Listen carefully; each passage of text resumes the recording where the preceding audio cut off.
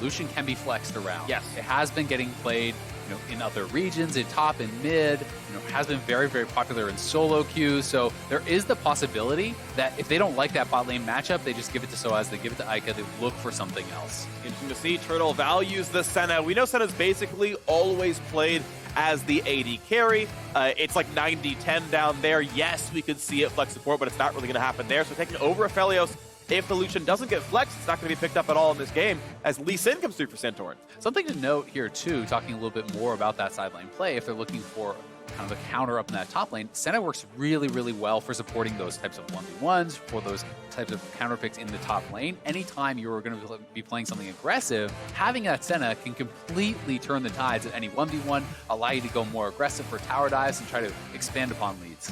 All right, well, Immortal's grabbing likely the mid laner pretty early on here as well. Of course, yes, you can see Cassiopeia top, but it's much more off in the mid laner here as well. So Immortal showing a lot of the roster, showing the carries very early on. I mean, that was the question the analyst desk posed was, how does Xmithie fit into a roster with more question marks than statements? And he says, I think Mark was saying Xmithie's going to be solid all around, and it's up to Ica and Altic to carry, and they've likely grabbed their champions already. Wouldn't be surprised to see Orianna here. A lot of people do like that matchup. Into Cassio is considered a fairly good one in the laning phase for Orianna, and Power of Evil is so comfortable on that champion. Victor, another good matchup, and another one that is really in the wheelhouse of Power of Evil. Being able to kind of outrange and poke down the Cassio, utilizing the E, is pretty powerful there. All right, so mid lane team fighting secured here as well. And the way to see it now comes out the rest of the roster is junglers desynced here, and otherwise supports desynced on the other side. We're going to see some more mid lane bans. They're expecting the Cassiopeia top might be coming through for Soaz here. You can even see Cassiopeia bot lane. We've seen that one as well. The Lucian goes top, so saying, we're still afraid of Ica bringing out some different mid lanes, so LeBlanc's off the table.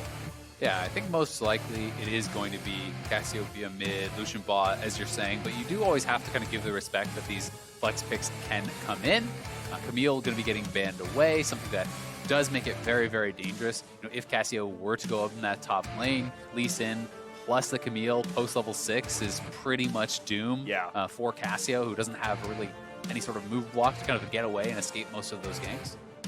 All right, final ban for FlyQuest. What else are they going to respect here from the Immortal side? 3 seconds to go, so they have to lock that one in.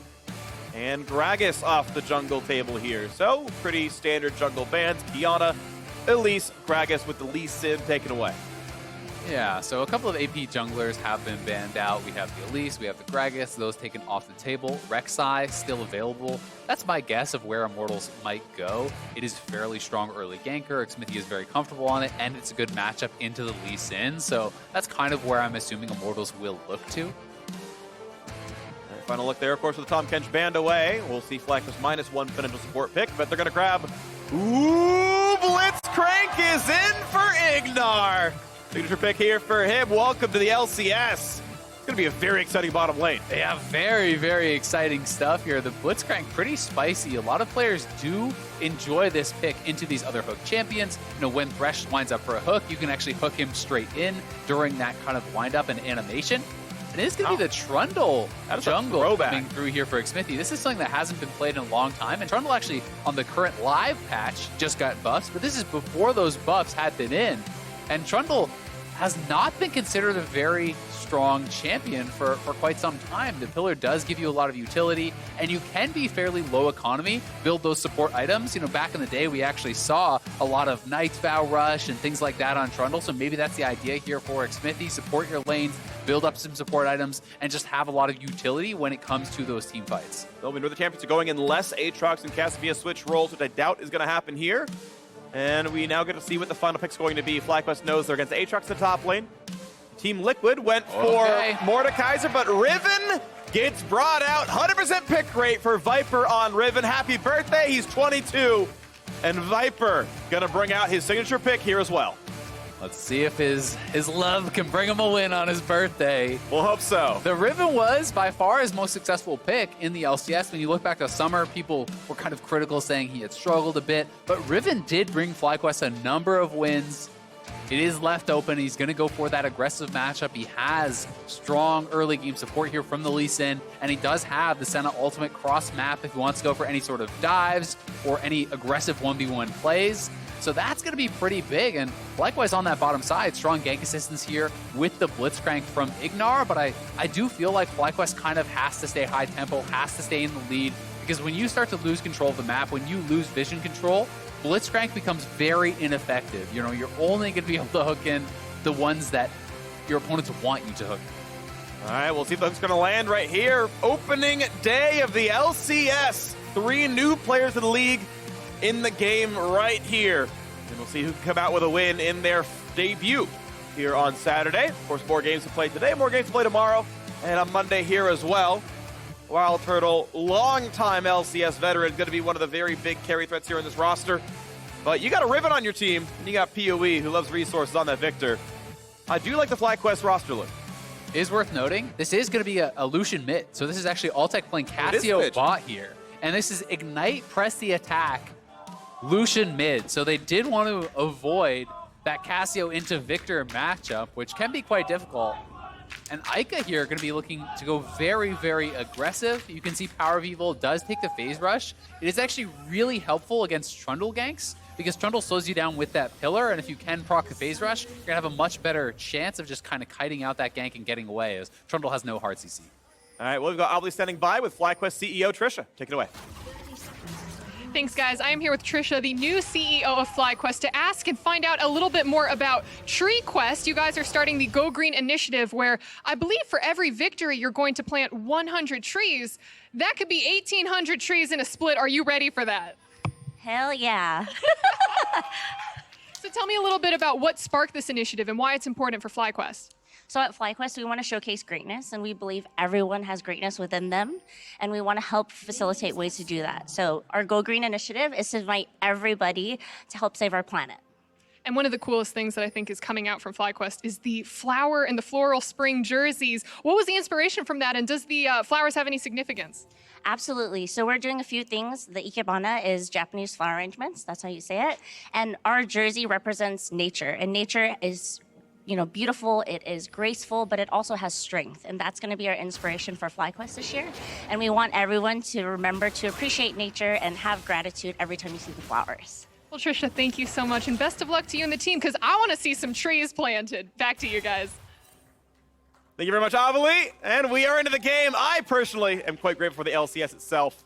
And thank you very much for the interview, of course, Trisha, as well. As we get ourselves into the matchups. Broken Sword versus a fully fledged one up the top lane here. the Viper pushing in the lane at the very beginning. Yeah, you can see Viper actually going for a longsword 3-pot start here. So may want to play it a little bit aggressive. Has a lot of sustain here in the early levels with that 3 health potions. And interested to see if he's going to go very aggressive with that. That'd be the case. I know when we did watch Viper's Riven earlier on last year, it tended to be around the 15-minute mark. He would really come online and start taking over games, big flanks. You get like double kills with ult combos and stuff. So I'm personally, I don't know the matches to be fair. I'm not expecting like a 20 CS lead in the first 10 minutes. I'm expecting though that his mid game is going to be really explosive. Yeah, I think there's very few matchups at the pro level that you get an early 20 CS lead unless there is an enormous jungle difference. Yeah. You know, if you're getting ganked and put behind, then that can be the case, or if there's some sort of horrible freeze that does happen. But besides that, not expecting any sort of enormous lead like that. FlyQuest playing pretty defensive on this bottom side here early on. We can see that Santorin is clearing down on this bottom side, and looks like he wants to work his way up towards top, but Smithy is around mid lane too. So as cancels, Vipers are Q3 by actually getting his knockup in time. But it's still a CS deficit down there. There is PoE putting down Aika. Good early damage, and this mid lane is going to be pretty close. Yeah, really nice trades there from Power of Evil, and he actually has the extra potions remaining, an extra charge on the Corruption Potion, now actually 2 extra charges, as well as that Biscuit, so he is heavily in the advantage there, and they're actually roaming down towards this bottom side. They're looking for a potential 4-man dive here. Here comes the Plague Smith up in the front. Pillar comes in, nowhere for Turtle to go. Blade backwards, has nowhere to move, goes back to turret range, staying in there. The flash Q gets first blood as Ica comes down. It's going to be traded back to those Viper TPs now as well, and Hako's got to run. The Viper wants in, not going to get the knockup over the wall. He goes, gets only a single target, and Altec going to get away from that one. A 1-for-1, but first blood goes to Immortal. Yeah, that is a huge win for Immortals, because Soaz also did not TP. Soaz actually held his TP. He's going to be pushing out top lane. They get more gold out of it here. Also, in Power of Evil now caught. He might just be dead. The Flay, he can't go anywhere. Kill's going to be picked up. That's a flash burn for absolutely nothing. And Altec is on the board. Yeah, that is huge. Altec and Ica, the 2 main carries, grabbing kills here early on for Immortals. And here's the dive one more time. Very well timed out. Immortals bot lane is level 3. We can see that Smithy coming down here at level 3. Ica level 4 flashing in, picking up that first blood. A great hook from Ignar to actually trade back. Then Viper committing forward here. Does try to go in for the kill, but Hako still had the flash available. And they're able to catch Power of Evil, you know, just kind of walking back on a dangerous route. He walked over that ward, was spotted. Hako gets in position, nails the hook, and once the miasma comes down, there was no way out for him. Yeah. And that pillar looks so weird. Pushing back a little bit, right? Yeah. Are you just saying the skin? Just the skin. I've never seen that. It looks like an emote to me. My mind is... I gotta say I haven't seen that one either, but you know what? Credit to him. I want to give some flack for PoE though. Had flash, burned it after the fight, could have flashed that skin away. I think that's a mistake, but I also got to give credit to Hakuho, who saw him run on the board, say, hey, stop the recall, we're going up here. I think I'll catch him on the mid lane. You're right about that one. So heads up play by Hakuho. Good hook, good start. 0-0-2 for him. Back to the top lane we go with a 1,000 gold lead for Immortals.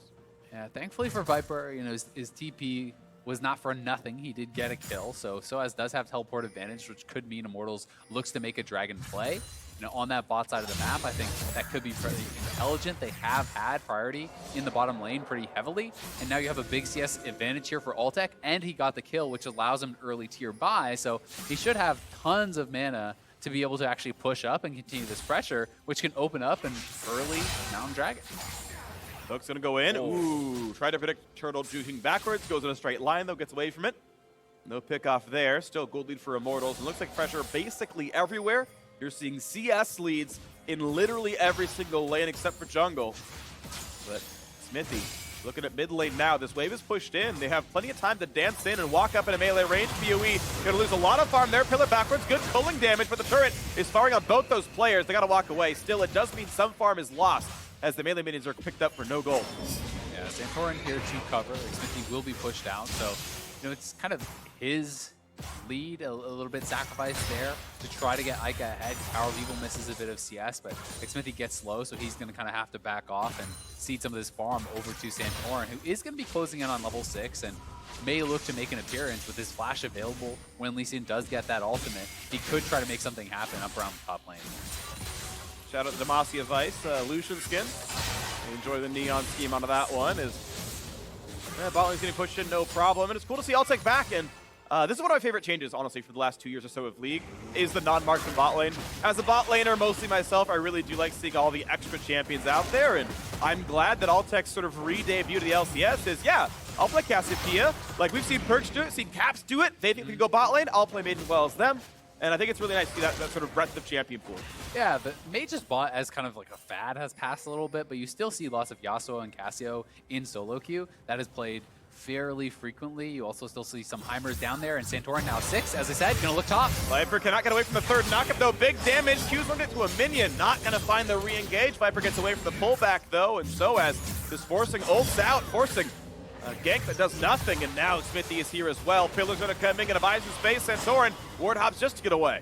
Yeah, and this is just good cover from McSmithy. He's making sure that Soaz can reset the wave to get a safe base here. Not going to be losing anything from that. And Viper, because he was low and he has no teleport, he's actually going to lose that wave up on the top side. And I am a little bit surprised to see Santorin just running straight towards bot, but perhaps worried about the jungle. Rather getting down towards that bottom side of the jungle to cover any potential dragon take, because he actually could have soaked that whole wave. Yeah, doesn't do so, though, and instead it's going to be Soaz hard pushing the next wave entirely, then taking the recall. Should be pretty much undisturbed on this as Viper comes back in. Clears out the minions, and Soaz will now take the recall with, I believe, a cannon wave reinforcing next time around. Doesn't even have to bring the TP if he doesn't want to. Shouldn't lose much farm at all. Santorin now bottom river. Yes, we see Soaz was just trying to kind of get to phage gold. He is just short of that, but he can wait for the passive gold to tick him up, and then he's going to have a very nice buy for himself here. Viper rushing that early Executioners. I don't think Santorin was actually spotted on this ward, but he will be seen by Xmithy now. Still a fight that puts him into the pit. Xmithy does have flash, and he's got to burn it right away, but the ward hop over! Oh, the Ignite! The Ignite means Ignar grabs the kill. What a play out of Santorin. Yeah, great job there. Xmithy is level 6, but not really many stats to steal here from Santorin, who has no bonus health built up whatsoever, and Xmithy had not bought that Bomby yet, so he's very squishy, gets burst down, and it's going to cost him the kill and the dragon. Yeah, Mountain Drake going to be picked up sub 10 minutes. Reasonably early clip here. Bonus armor MR for the squad. Not going to mean a ton, honestly. No. Very few players here are going to buy armor magic resist. Oh, okay. It's moving towards the Elemental Drake. It pushes the agenda, but it's not stat-wise very great. You are denying it from your opponents at the very least. And here's this play one more time. Challenging Smite down early. Xmithy getting burst out. Ignar just flashes in, gets the Ignite. That plus that Challenging Smite burn, enough to take him down. Xmithy, though, making a play on the top side of the map. They've rotated their bot lane up towards the top side to try to grab an early Herald here. This is kind of clutch-esque from last split. And I think we are going to see a lot of this type of play because there's kind of this dichotomy. People talk a lot about the Dragon's Soul, but you have to get 4 dragons, right? And that does take quite a bit of time.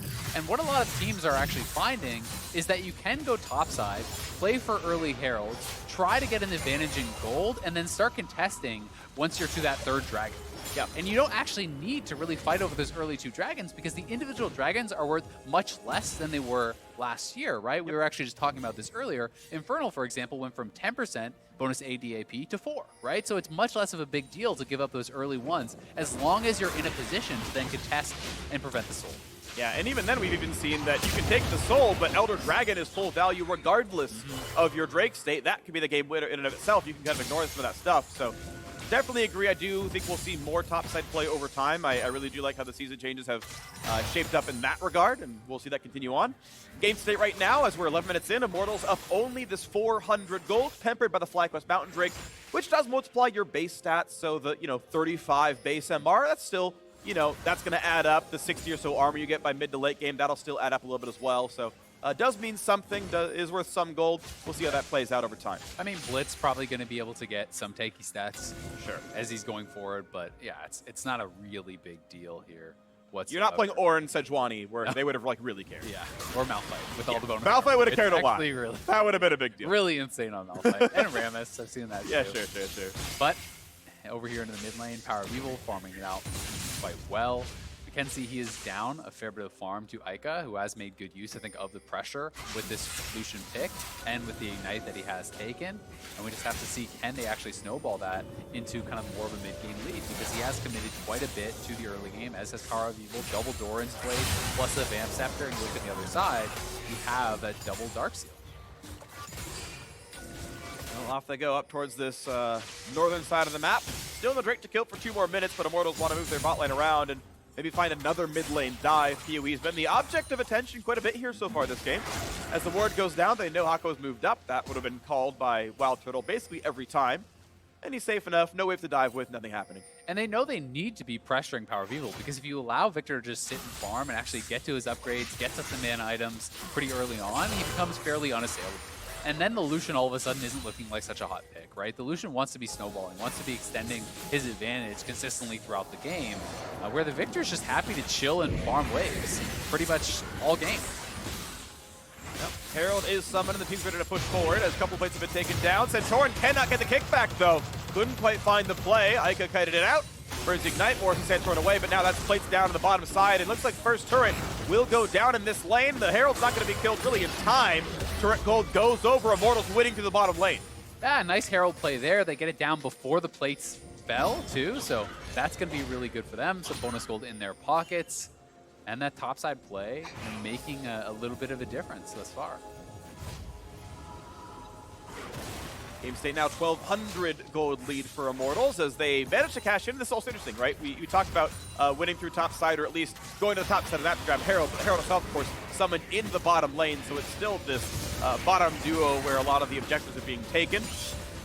Yeah, it's more just about, is it worth spending the time to take Herald and playing up towards that top side of the map? And some people don't think it is because it actually takes quite a bit of time to kill off the Herald, but as long as you are going to be in a position to contest later dragons, a lot of teams are feeling that it is going to be okay. And FlyQuest was a team that I got to kind of talk to, and they seemed to think that there was going to be divergence in how it was played. I got to talk to Turtle a little bit on kind of the photo shoot day where all the pros came in, and he was saying he thinks that it's not just going to be one way that you play the game, that teams have developed different strategies, and we are seeing some variance.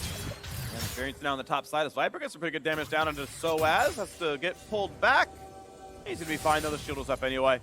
Santorin stole away a blue buff. Altec though going to be generally fine, has the full Archangel staff done, so mana pool not going to be a huge constraint. Ocean, sorry, not Ocean, but this is going to be Cloud Draken. But first off, it's the kill. It's Smithy dead instantly already. The restun comes in. Santorin has traded neither jungler now alive. And a 4v4 on the map as Teleport comes in on one side. Viper's saving his though, and so as burns that cooldown. Yeah, Viper just going to be able to run over here. With both junglers down, they're not too worried about Immortals just straight up rushing that dragon in their face. You can see Ike is heading down towards that bottom side, and he will be able to hold on to the teleport, which could get them an edge later on, especially if you can actually get a bit of a reset on the map. But Ignar's looking to fight. Looking at it, here comes Ignar running forward. Where's he going to go? Looks for Altec, can't predict the juke though. So as wants Sid, going to be rooted, has to kite back down to this one, and no hook available means they're not going to find an opening. And Ignar actually has no mana whatsoever, so he's got to reset. He would be worthless from a team fight right now. Doesn't even have enough mana for a single hook at this point, but it is Immortals off of that, just going to start it up, and it will be their dragon because Ignar did not reset. They decided to try to stay around in that 44 and look for some type of a fight. They couldn't get it, and it will be Immortals grabbing the dragon. Got to be a little bit careful here. Pillar comes down, they're cutting back and forth, and Ignar not going to find that opening. Lantern away, they're going to run in, and yet another Infernal Drake. We've only had one Ocean Drake spawn all day. I feel bad for FlyQuest, but it's a season-long initiative. It's okay. And they planted 3 trees through kills. They have so far. Yeah. And there's 100 still to be grabbed if they win this game. Of course, it's still very good. 500 gold difference, certainly doable here. So here it is one more time. Ignar does catch a Smithy, clearing a ward, lands the hook. They do get this nice initial kill. I'm not even sure if Santorin actually needed to go in to finish that off. It's a tough call to make, but it was just a really great hook from Hakuo, setting up the ultimate from Altec. That CC chain not allowing Santorin to get back out, and with him going down, his team not resetting after that kill, it did mean Immortals took the eventual dragon and are going to be up here for the second Rift Herald. Ignar is moving up, and so is the rest of FlyQuest. We'll see if they have confidence to actually move in and try to fight this. Ooh, that's going to be some decent damage here. Good play back in as well. Now can they knock down the rest? Ignar has Aftershock, gets Summoner heal, which keeps him alive through the Cassiopeia poison. But we still got the Herald at half health. FlyQuest still pushing forward. Hakuo, what a predicted hook, goes in for the play, shut down by Senna. And the engage from Viper. What a slaughter. Almost every kill picked up already. Soaz, the only left alive, trying to run away, does so, but a 4 for 0. FlyQuest plant 4 more trees. Viper just shreds him. Oh man, you got me with that call. They I was not expecting that. Absolutely decimated over by the Rift Herald.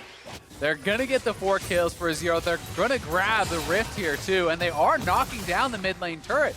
Potentially can grab a second with that Rift Herald, but this was just a huge fight for them. Turtle had such a well-timed Senna ultimate to actually protect Santorin to help finish off those initial kills, and then Viper flying in from the side. And that is why this guy is so damn dangerous on his signature pick. He finds the engages. He's so well-timed at when he's actually going to dive into the backline, and they just got shredded. It's what we said. We get into mid-game, Viper's going to find that opening and absolutely slaughter people. Did so, beautifully done, turns them into fertilizer, and FlyQuest now in the driving seat. Going hard on this. I am. It's, you know, I found a new place to put in some funds, and that's where we're going right now. That was the mistake. This one's on me, but here it is one more time.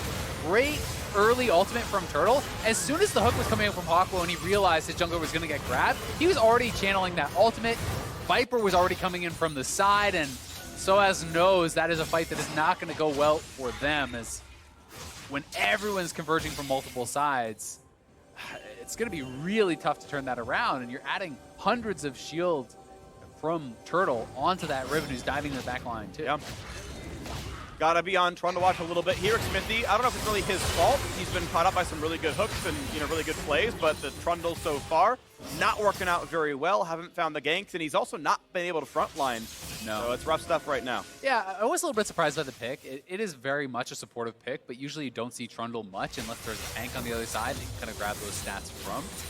We are seeing some of the kind of weak sides of it, but that being said, he's working towards what is likely a Knight's Vow, and he is going to go for that type of build. So Ica here, we'll see if he can escape. Kicked into the wall, lands both hands the Q, flashes in for some more auto attack, forces the flash out, one more auto, kills him, Santorin takes him out, and walks right back up the turret damage. That was really well played by Santorin. So he hits the Q, then flashes into melee range to be able to get more damage down before using the Q2, which is the execute. So he had to actually do that to have lethal damage there, and does coordinate well with Power of Evil. They take another turret, they get another kill, and they still have that Rift Herald, which they could look to use for either a tier 2 or to drop that last outer turret in the bot lane, because FlyQuest is extending their gold lead here and starting to really look like they are in control. Now, beautiful stuff right now. FlyQuest stepping up right here, and we're going to see the next Drake spawning in just 40 seconds. FlyQuest are going to be, at least 11 minutes away from Dragon Soul if they continue to control the bottom river. But they certainly are playing on this side of the map, right? You're seeing the wards come over the wall. They know that control ward's over there. They got to clear it at some point, but can't just yet. Bot lane control is theirs. Mid lane being pushed out by Wild Turtle Senna. Not going to greed for this turret. It's not the important part. It's the 20 seconds till Infernal Drake that matters, and so you're going to see PoE head back up towards the river and be ready to go for it. I think at this point, we're actually going to see Santorin hold the Rift. Oh, never mind. As he drops it right down bot lane, makes Lyra move. I was thinking he might have wanted to hold on to it for pressure during the Dragon, which actually is right around this time. So if you actually have to answer that Rift Herald, you can start the Dragon, but they get a hook on Xmithie. Nice Lantern out from Hawkwo, though. Does actually save his jungler once again, and they are going to try to start this up. So as can look for a flank if they wanted. And look at that, Immortal's not even going to try to stop the Drake. They're giving this one over, going for mid lane control instead, and Viper can't really wait for it, but they're not willing to go for the dive with Soaz the other side of the map. So all they get is 6 minions killed, and the Infernal Drake goes right on over to FlyQuest. Yeah, I think this is the right call. Immortals, though, they know that they are behind at this point. They have actually given up a lot of towers. They're pretty far down on gold, so you don't need to fight over that one Infernal. It is just the 4% AD AP. They have to grab 2 more dragons before FlyQuest could actually secure a soul. So Immortals is just going to try to sit back, wait for a better opportunity, look to scale up on the Cassio, look to complete some of these key items, across the map. Maybe grab that Knight's Vow and some things like this, and try to be prepared for the later fights. It does push you towards the possible inevitability, though. FlyQuest, I think, can certainly... Again, I agree with your point that the individual Drakes are not worth as much, right? Seeding one Drake at a time, really not a big deal. I'd rather have a kill than a Drake in a lot of cases, in absolute value in and of itself.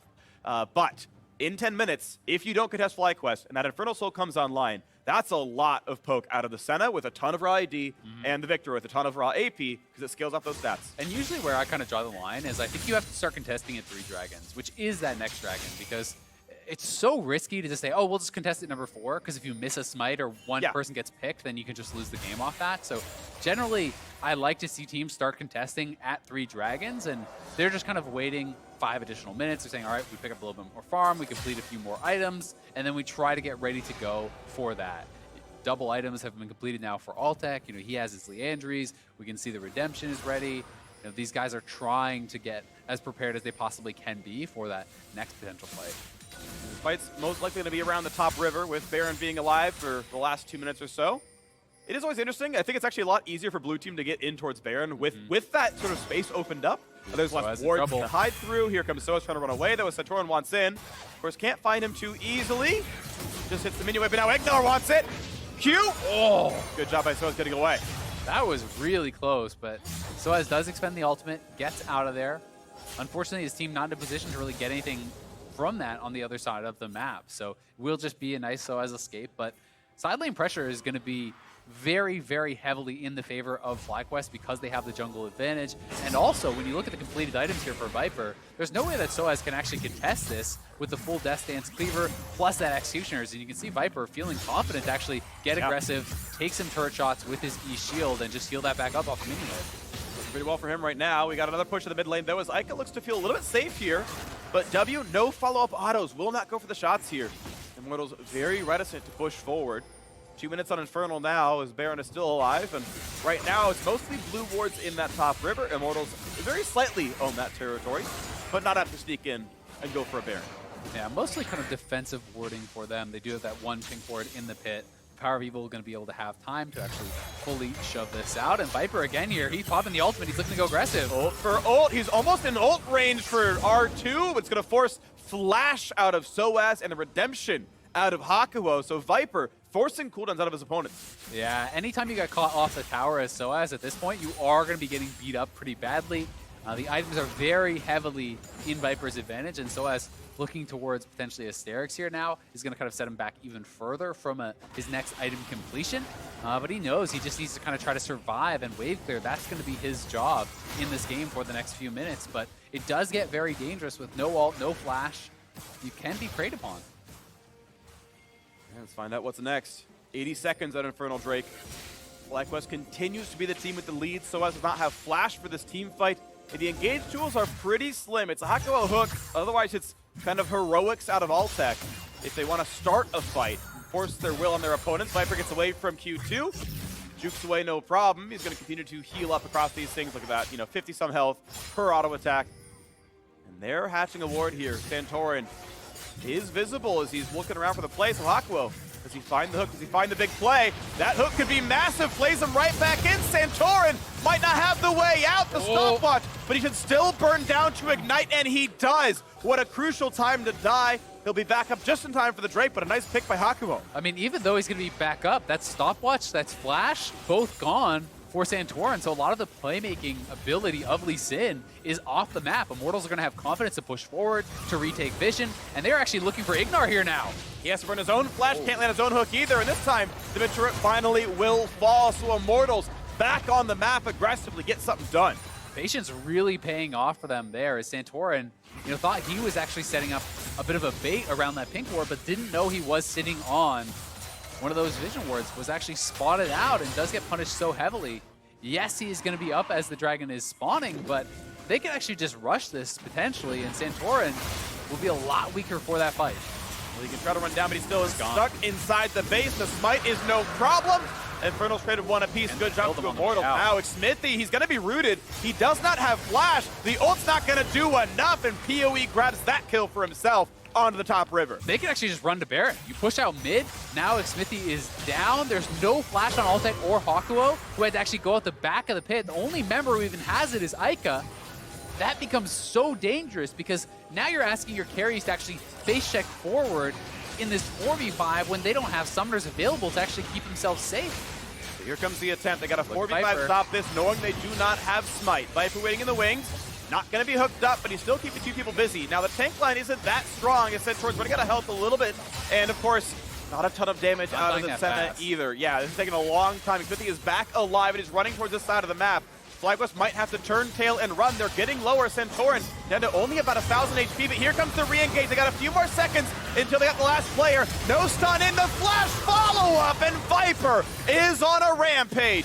No pickups at all for Immortals. FlyQuest get one. They do defend the Baron, and that is huge, though, for Immortals. So FlyQuest get the kill, but it does cost them Viper's flash, the ult there, cost them, a number of other ultimates, and Immortals are able to stave off that Baron just because they take it so slowly. They didn't have Riven in the pit actually dealing damage. They had him threatening the flank, so they didn't actually have the ability to just burn this down. Ignar gets slowed up by the box. That almost looked like a clutch ultec, so ridiculously close.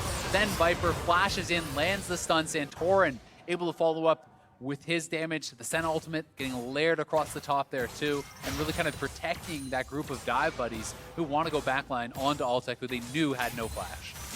Once again, look at the game state here. 27.5 minutes in. Equal Drakes on both sides, one Infernal apiece. Mountain to FlyQuest, Cloud to Immortals. Gold difference, 4,000. FlyQuest, once again, those feel like the team that are winning. They're pushing towards this top river. They've got 2 control wards up there. Baron is on the map. Still 3 minutes to next Infernal Drake, so top side really all that matters here. And they do own top side. Can see some big items coming through, though. We do have that Infinity Edge second, actually, for Ico, which is a bit atypical. People more often going for things like the Essence Reaver, but this does allow him to kind of have a lot of pure damage output. Ignar looking for a bit of a flank here, trying to threaten and engage if they go too far onto this tier 2. And no CDR on Lucian whatsoever, not even from Runes, so just simply going for the raw attack damage build.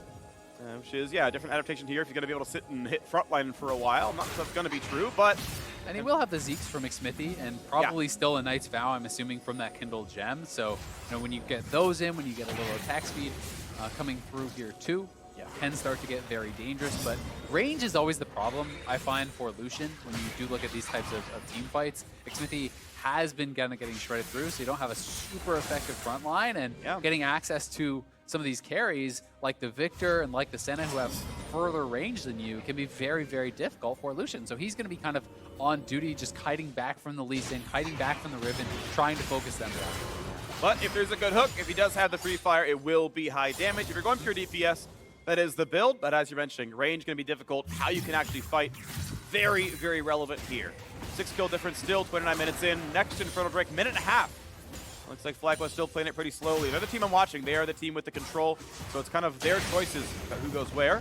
Nice by PoE. Grabs the blue. No chance for Ica. I've got to point out how low level Ignar is. He's level 9, and there are level 16s on the map. The next lowest level in the game is 11. So Ignar is incredibly squishy. You get a lot of base stats from each level up. We had talked about this before. It's 800 to 1,000 or so gold per level. It gets more and more as you get higher level in the game. And Ignar, very, very squishy champion here on the Blitz.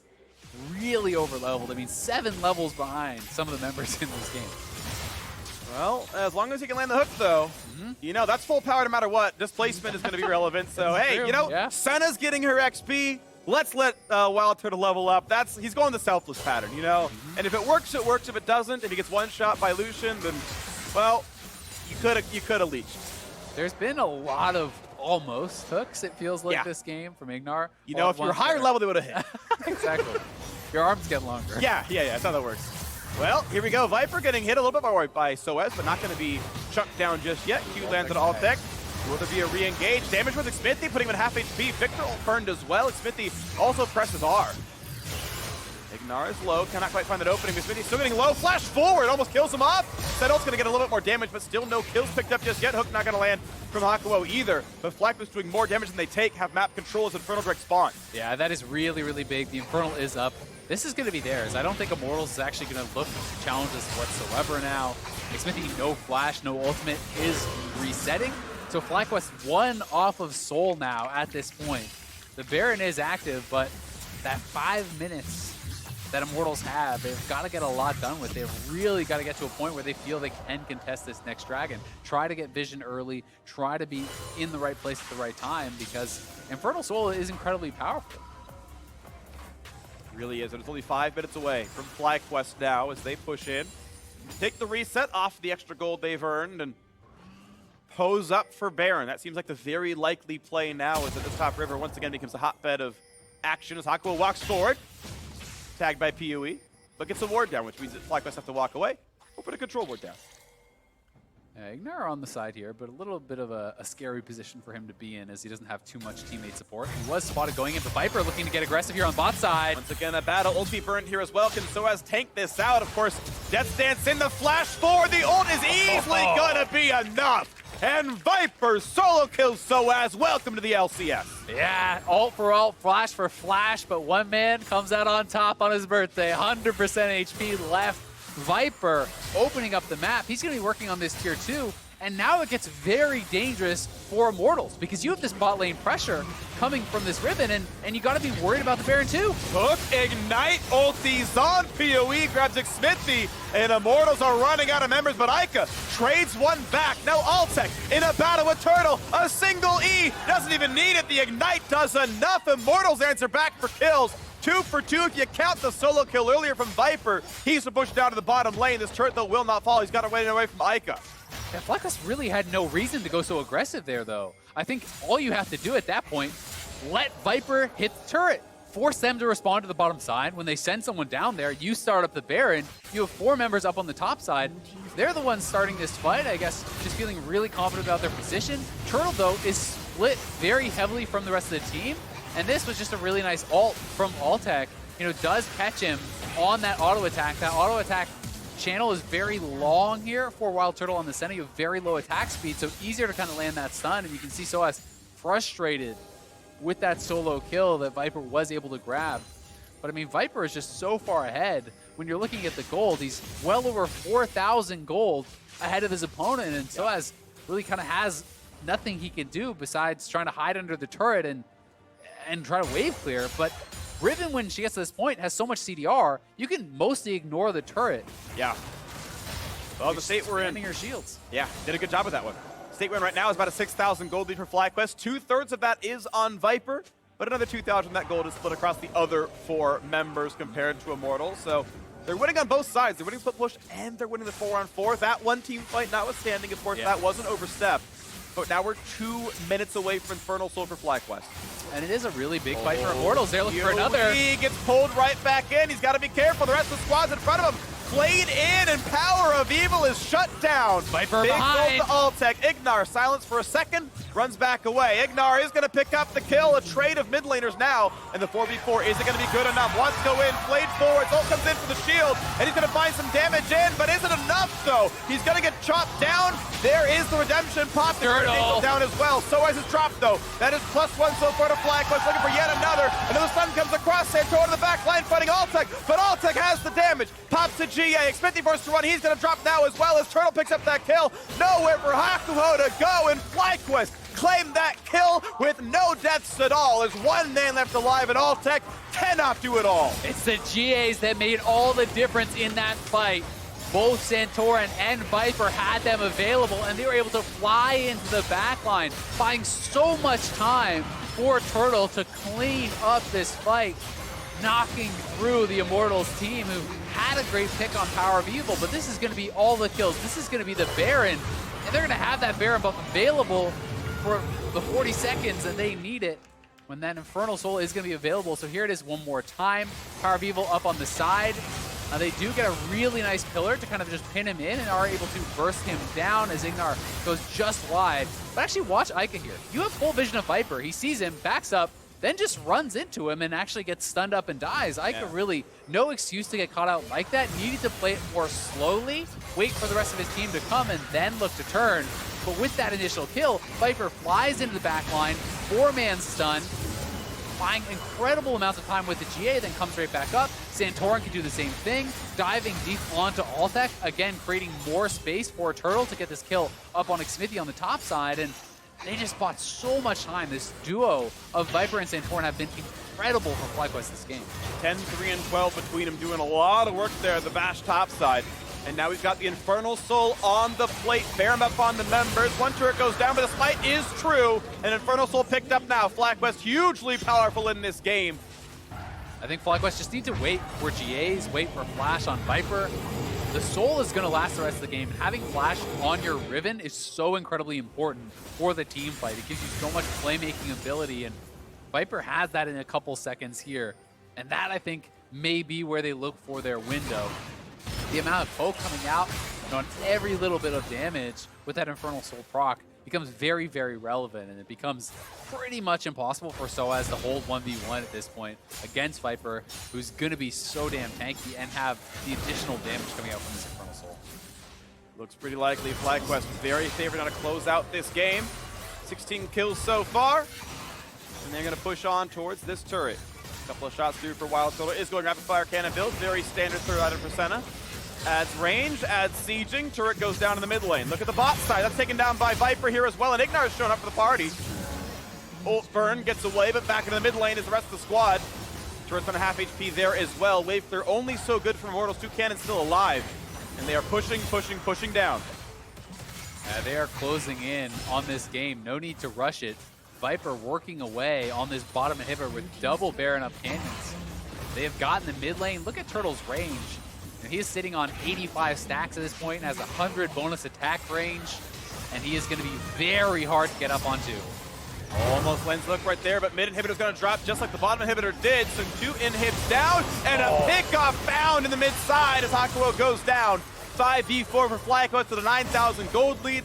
Infernal Soul, Baron buff, everything they could possibly need. Looking now for the Nexus turrets themselves at 38 minutes. Looking for that first kill, not quite going to find one on the fountain steps, but the turrets are falling and Immortals cannot find the fight. They will be slain today as in goes Viper, starting out the fight. Another kill picked up onto Altec. Look for the next little bit right there. Ica finds a little bit of heroics, but not nearly enough. Soaz, nowhere to go. The rest of his teammates going to fall down. One final hook to guarantee Xmithie drops. Plant another tree, 21 in the kills, 100 for the win. FlyQuest start out the LCS with a win. Closing it out with the Bud Light Ace there. FlyQuest looking strong. And what a performance from the birthday boy. Viper popping off on his signature pick. Locks in the Riven, 8-0 and 5 on the day. Really, really looking strong. Really impressive stuff. I am always happy to see players on signature picks because it's always impressive. They do really sick stuff, and that was an example of it right there. Solo killing Soaz a couple of different times, having really big mid-game team fights there as well. This is a player who had the TP down to bottom lane, give away 2 to 3 waves. Yeah, okay, you got a kill for it. That pays for a lot of that money, right? So it made it a bit closer there, but still had to play around TP disadvantage, had to play around wave disadvantage, still came back strong in the mid game. Beautifully done by him. 22-year-old as of today, doing some hard carry work on his favorite champion. Yeah, he looked great, and I think it's one of those reminders where it's like, oh, you're supposed to ban Riven against Viper. I forgot about that. All right. Yep. And that's exciting because, you know, if that does prove true, it's a draft advantage long-term from FlyQuest there as well. Glad that they have started with a win right here.